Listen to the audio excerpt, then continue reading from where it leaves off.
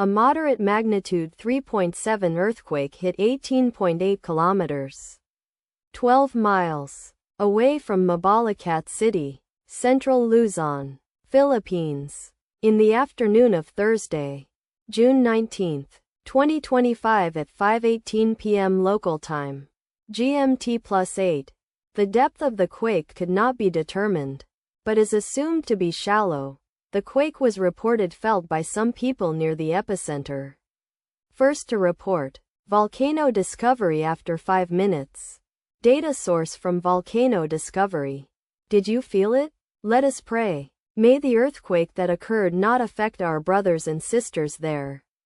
May the earthquake not happen again. And may God protect everyone. Amen.